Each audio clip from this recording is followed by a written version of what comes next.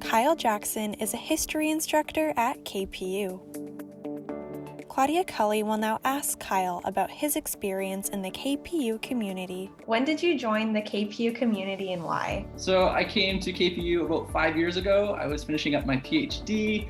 And I thought the department was doing some really cool things. So they'd been launching some new courses on food and textiles and tea, really looking at themes instead of just like chunks of space or time. So that looked like a really great opportunity for me to, I guess, join the department at an exciting moment in the history of the history department. I also was really attracted by the small class sizes. I started out as an undergraduate too in a similar institution, and I knew that small class sizes were a very good thing. And then finally, I have a young family, so I have little kids who make me walk around on all fours pretending to be a reindeer so they can laugh at me and say, like, look, it's Sven from Frozen. So with like little ones like that, being close to our like extended families here in BC felt really important. That's also something you can't really take for granted in post-secondary teaching jobs. What is your favorite story of your time at KPU? There's so many. One is I led a seminar a few years ago called Oceans of History. One week we were reading an article. It was about Japan after the Second World War, a very desperate situation. So big problems with food shortages. And as the country was being reconstructed, there was this felt need to kind of maximize all resources. So one of those resources that was identified was whale meat. And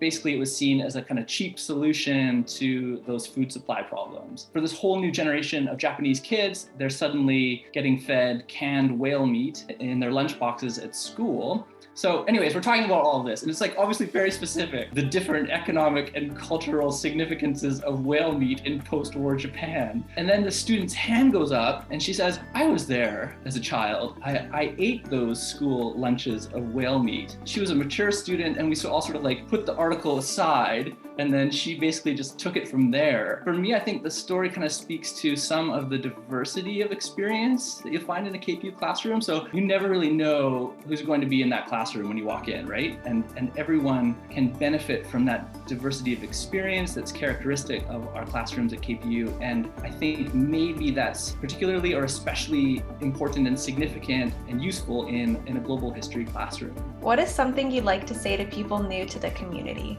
As we're returning to campus, sort of, especially for students who have been online the last couple years or who are joining now, I'd probably just direct them to these two PDFs that have been floating around from Student Affairs. So one's called KPU Basic Needs Supports, and one's called KPU International Student Resources. These PDFs, they have these supports for, mental health, wellness, counseling, financial aid, like food security. I found some of these supports really useful at KPU during the pandemic. So especially mental health and wellness stuff, hugely helpful, and all great stuff to remind ourselves of, especially if you're new at this specific time. What are you working on right now? So right now I'm trying to learn all of the songs from Disney's Frozen and also Frozen 2. Basically, I need to be Jonathan Groff at this point.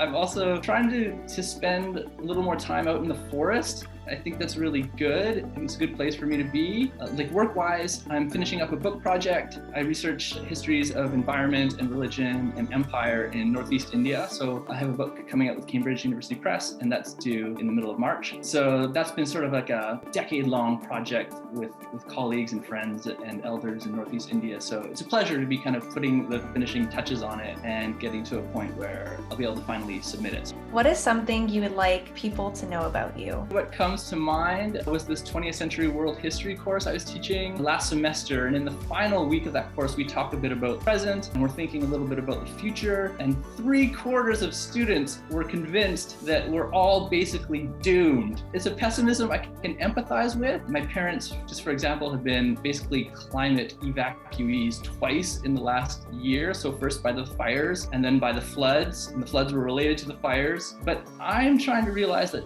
pessimism during this emergency can be like a bit of a self-fulfilling prophecy. If we can make things worse by believing that things are inevitably going to get worse. At KPU, there's a new initiative called the Climate Plus Challenge, which is basically trying to bring together courses and people from all sorts of disciplines that are emphasizing solutions for our collective and individual agency. For students and for me, I'm also trying to figure out ways that the history classroom can bring attention to successes and to our agency and to maybe to ways of thinking and being that can be productive in a bad moment and that can maybe help make things a little better and more hopeful.